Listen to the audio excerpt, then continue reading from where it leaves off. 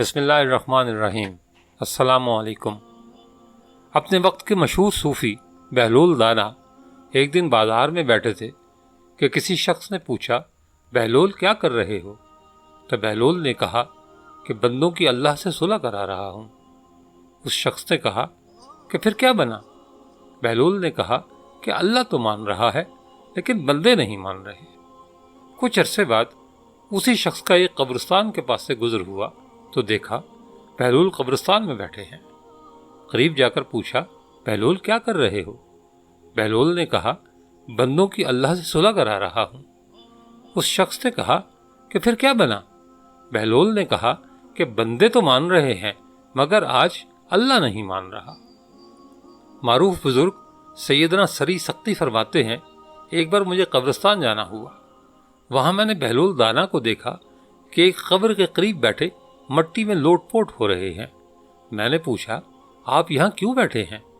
جواب ملا، میں ایسی قوم کے پاس ہوں جو مجھے اذیت نہیں دیتی اور اگر میں غائب ہو جاؤں تو میری غیبت بھی نہیں کرتی۔ کہتے ہیں کہ عباسی خلیفہ ہارون الرشید کی دلی تمنا تھی کہ بہلول دانا اس سے ملاقات کریں، لیکن آپ کبھی بھی اس کے دربار میں تشریف نہ لے گئے۔ ایک دن یوں ہوا کہ ہارون الرشید اپنے محل کی چھت پر بیٹھا تھا کہ اس نے بہلول دانا کو شاہی محل کے قریب سے گزرتے دیکھا۔ فوراً حکم دیا کہ بہلول دانا کو کبند ڈال کر محل کی چھت پر کھینچ لیا جائے۔ چنانچہ ایسا ہی کیا گیا۔ جب آپ ہارون الرشید کے سامنے پہنچے تو اس نے پوچھا، یہ فرمائیے کہ آپ اللہ تک کیسے پہنچے؟ آپ نے جواب دیا، جس طرح آپ تک پہنچا۔ ہارون الرشید نے کہا، میں سمجھا نہیں۔ فرمایا، اگر میں خود آپ تک پہنچنا چاہتا تو نہا دھو کر، لباس فاخرہ پہن کر، دربان کی منتیں کر کے محل کے اندر داخل ہوتا، پھر عرضی پیش کرتا، گھنٹوں انتظار کرتا، پھر بھی ممکن تھا کہ آپ میری درخواست رد کر دیتے۔ لیکن جب آپ نے خود مجھے بلانا چاہا تو محض کچھ لمحوں میں ہی اپنے سامنے بلا لیا۔ اسی طرح جب اللہ کو اپنے بندے کی کوئی ادا پسند آتی ہے تو اسے لمحوں میں قرب کی وہ منزلیں طے کرا دی جاتی ہیں جو بڑے بڑے عابدوں کے لیے باعث رشک بن جاتی ہیں۔ خلیفہ ہارون الرشید بہلول دانا کو مجذوب اور دیوانہ سمجھتا تھا۔ ایک بار اس کی ملاقات خلیفہ ہارون الرشید سے ہوئی تو خلیفہ نے ایک چھڑی اٹھا کر آپ کو دی اور مزاحاً کہا کہ بہلول، یہ چھڑی تمہیں دے رہا ہوں، جو شخص تمہیں اپنے سے زیادہ بے وقوف نظر آئے اسے دے دینا۔ حضرت بہلول نے بڑی سنجیدگی کے ساتھ چھڑی لے کر رکھ لی اور واپس چلے آئے۔ کچھ عرصے بعد ہارون الرشید کو سخت بیماری لاحق ہو گئی۔ بچنے کی کوئی امید نہ رہی۔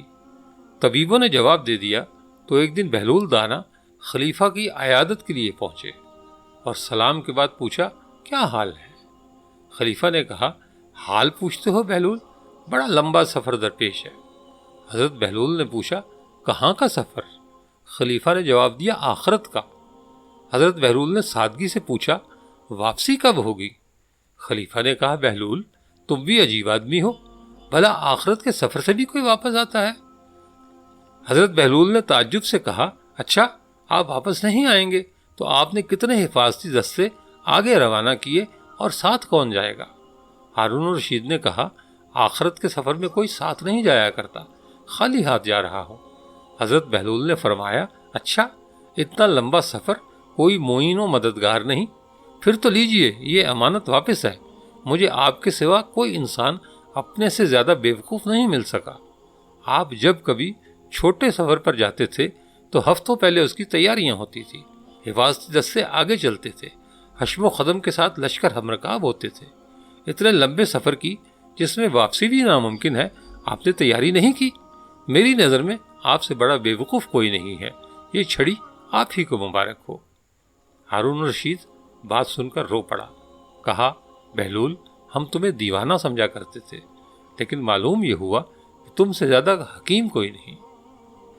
ایک دفعہ حضرت بہلول دانا کہیں سے گزر رہے تھے کہ ایک بچے کو دیکھا، وہ کھڑا رو رہا تھا جبکہ دوسرے بچے اخروٹ سے کھیل رہے تھے۔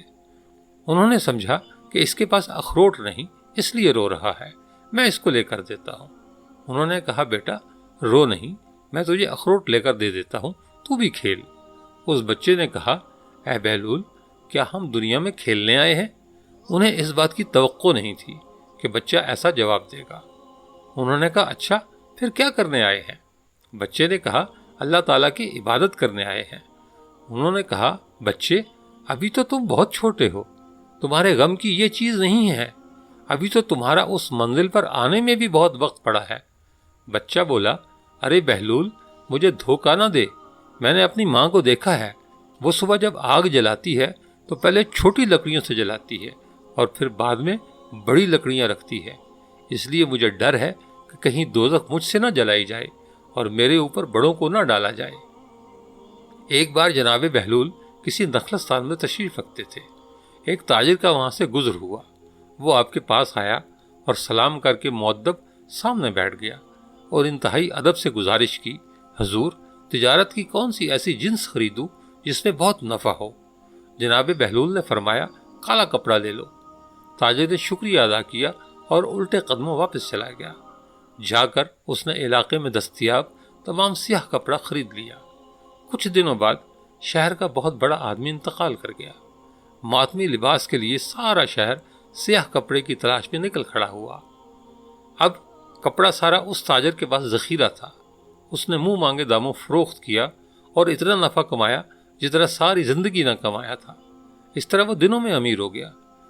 کچھ عرصے بعد وہ گھوڑے پر سوار کہیں سے گزرا۔ جناب بہلول وہاں تشریف رکھتے تھے۔ وہ وہیں گھوڑے پر بیٹھے بولا او دیوانے اب کی بار کیا لوں؟ بہلول نے فرمایا تربوز لے لو۔ وہ بھاگا بھاگا گیا اور ساری دولت سے پورے ملک سے تربوز خرید لیے۔ ایک ہی ہفتے میں سب خراب ہو گئے اور وہ کوڑی کوڑی کو محتاج ہو گیا۔ اسی خستہ حالی میں گھومتے پھرتے اس کی ملاقات ایک بار پھر جناب بہلول سے ہو گئی تو اس نے کہا یہ آپ نے میرے ساتھ کیا کیا؟ جناب بہلول نے فرمایا میں نے نہیں، تیرے لہجے اور الفاظ نے سب کیا۔ جب تو نے ادب سے پوچھا تو مالا مال ہو گیا اور جب گستاخی کی تو کنگال ہو گیا۔ اسے کہتے ہیں با ادب با نصیب، بے ادب بے نصیب۔ بہلول سے ایسے درجنوں واقعات اور دانائی کی باتیں منسوب ہیں۔ کچھ لوگ اسے کتابی باتیں کہتے ہیں اور بعض اسے روحانیت کی معراج مانتے ہیں، لیکن یہ طے ہے کہ جو بہلول دانا کہہ گئے وہ پتھر پر لکیر ہے۔ دوستو یہ تھا آج کا واقعہ۔ کامنٹ کر کے اپنی قیمتی رائے سے ضرور آگاہ کیجیے گا۔ ملتے ہیں اگلی ویڈیو میں۔ اپنا بہت سا خیال رکھیے گا۔ اللہ حافظ۔